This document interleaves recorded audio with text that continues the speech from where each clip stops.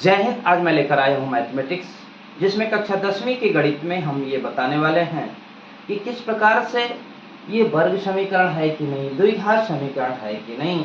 ये अभी स्पष्ट रूप से हमें व्यापक समीकरण या जो मूल समीकरण है द्विघात समीकरण का, उस अनुरूप ये नहीं है। हम इसको इसके अनुरूप बनाते हैं और यदि ये बन गया अच्छे तरीके से तब ये वर्ग समीकरण या द्विघात समीकरण है, वरना नहीं है।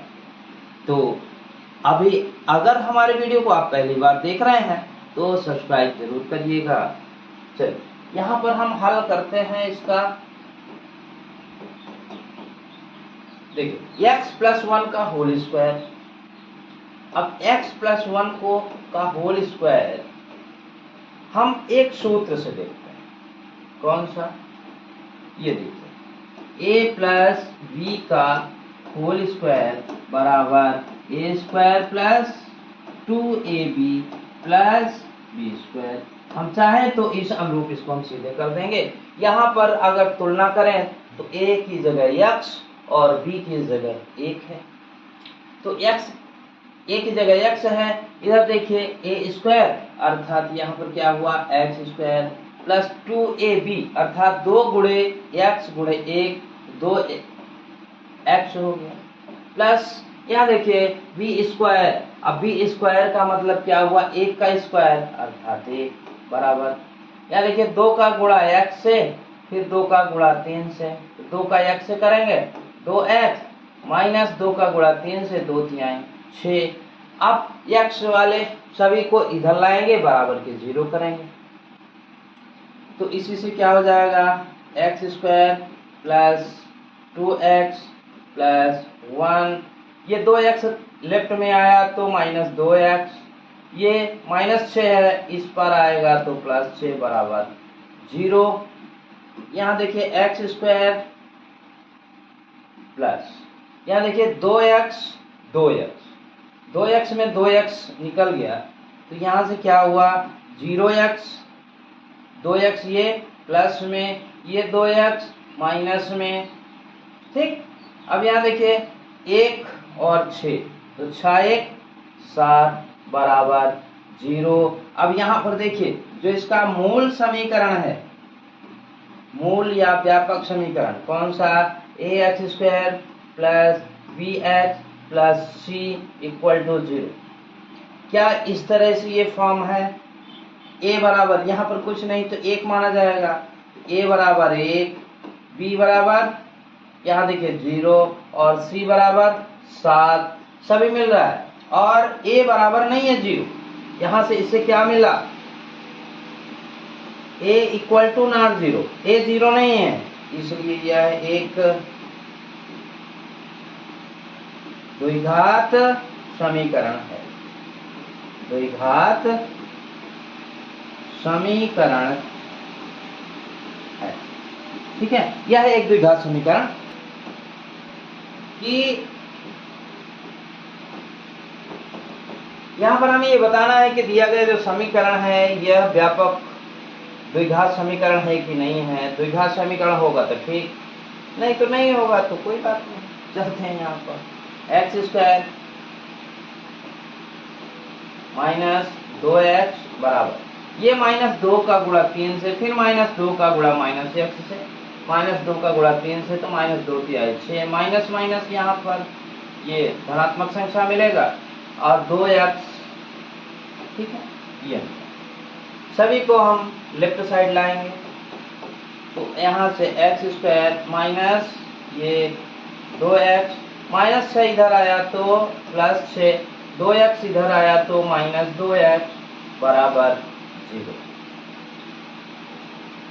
यहीं से देखिए x स्क्वायर, ये माइनस 2x दोनों जुड़ गए तो 2 2 4x माइनस 4x प्लस 6 बराबर 0। यहाँ देख लीजिए यह जो मूल समीकरण है इसकी तुलना कर दें इससे, ax square plus bx plus c बराबर 0, इससे तुलना करेंगे।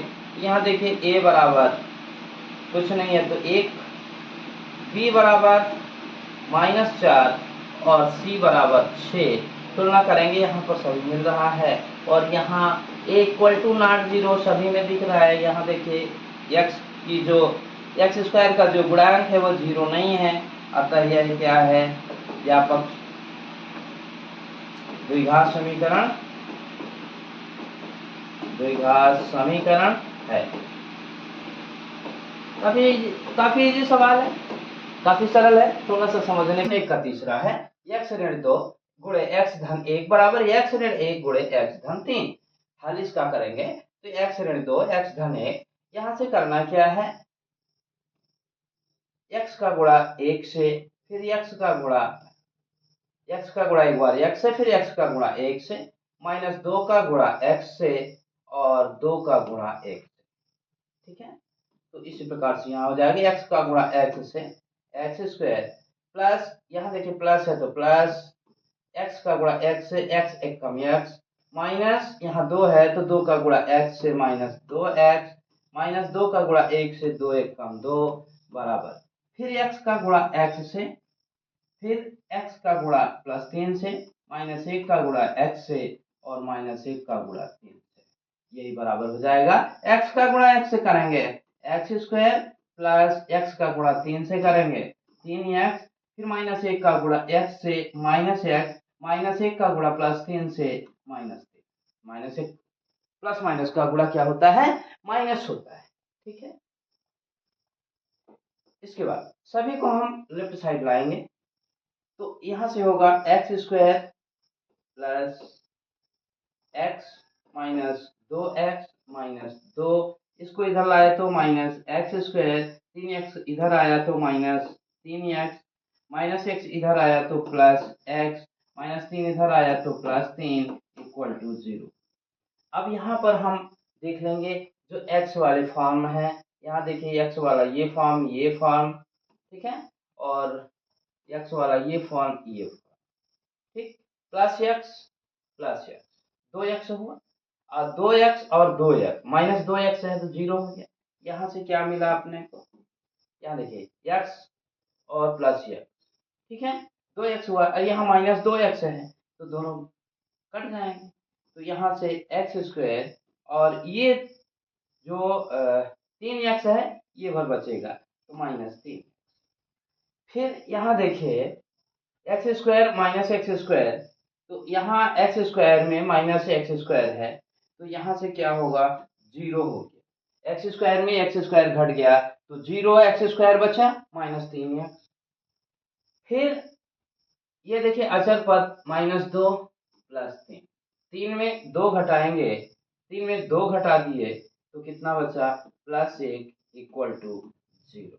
यहाँ पर देख लीजिए, यहाँ अगर ये पूरा एक्स स्क्वायर वाला जो गुणांक है वो 0 है तो अगला जो समीकरण हमें मिलेगा -3x प्लस 1 बराबर 0। तो यहाँ से अपने को क्या मिले, ध्यान से देखना है, ये रैखिक समीकरण है। किस प्रकार का है, रैखिक समीकरण है, ठीक है, क्योंकि यहाँ अब जब रैखिक समीकरण है और हमारी शर्त है जो मूल समीकरण है, मूल समीकरण क्या है, इसका द्विघात का जो मूल समीकरण है वो x square plus b x plus c equal to 0, जहां ए बराबर नहीं है 0, लेकिन यहाँ पर ए 0 हो गया, ए एक्स स्क्वायर ए 0 हो गया, इसलिए यह दिया गया कौन सा, x square minus 3x plus 1 दिया गया जो समीकरण है, यह दिया है समीकरण, दिया गया समीकरण जिसको हम हल कर रहे हैं, ठीक है, द्विघात समीकरण नहीं है, द्विघात समीकरण नहीं, ठीक है, द्विघात समीकरण ये नहीं, राइट में x का गुणा 2x से, फिर x का गुणा 1 से, -3 का गुणा 2x से, फिर 3 का गुणा 1 से, तो इसी से क्या होगा, x का गुणा 2x से तो 2 और एक्स एक्स मिला के एक्स स्क्वायर, फिर यहाँ एक्स का गुणा 1 से करेंगे तो एक्स एक कम एक्स, फिर -3 का फिर इन दोनों से तो -3 दूनी 6x, फिर -3 का गुणा 1 से तो -3 एक कम 3 बराबर x का गुणा इससे, फिर x का गुणा 5 से, x का गुणा x से तो एक्स स्क्वायर प्लस एक्स का गुणा 5 से 5x, सभी को लेफ्ट साइड लाएंगे तो यहाँ से होगा 2x square plus x minus 6x minus 3, x square इस साइड आया तो माइनस एक्स स्क्वायर, 5x इस साइड आया तो -5x बराबर 0। अब इसमें एक्स स्क्वायर वाले पद देखेंगे तो एक्स स्क्वायर पद में एक ये है एक ये है, 2x स्क्वायर में एक्स स्क्वायर घट गया तो एक एक्स स्क्वायर बचा, एक इसका गुणांक है। फिर यहाँ देखिए एक्स वाले फॉर्म x -6 और -5, तो -6x में प्लस x जुड़ेगा तो x या x में -6x घटेगा तो -5x, और ये -5 5 10x। अब अचर वाले पद देखेंगे तो यहाँ -3 है, -3 बराबर 0। जो हमारा मूल व्यापक समीकरण है द्विघात समीकरण का, तो व्यापक समीकरण कौन सा है? ax² plus bx plus c equal to 0, जहां पर a इक्वल टू नॉट 0 और abc वास्तविक संख्या है। a बराबर 1, b बराबर -10 और c बराबर -3, ये इससे तुलना हो रही है तो यहाँ पर यह एक द्विघात समीकरण है, यह एक द्विघात समीकरण है। ठीक है, हल करेंगे 2x ऋण 1 x ऋण 3 बराबर x धन 5 और x ऋण 1। इसको जैसे ही हल करेंगे 2x का गुणा x से और फिर 2x का गुणा 3 से, -1 का गुणा x से, -1 का गुणा -3 से, x का गुणा x से, फिर x का गुणा -1 से, 5 का गुणा x से, 5 का गुणा -1।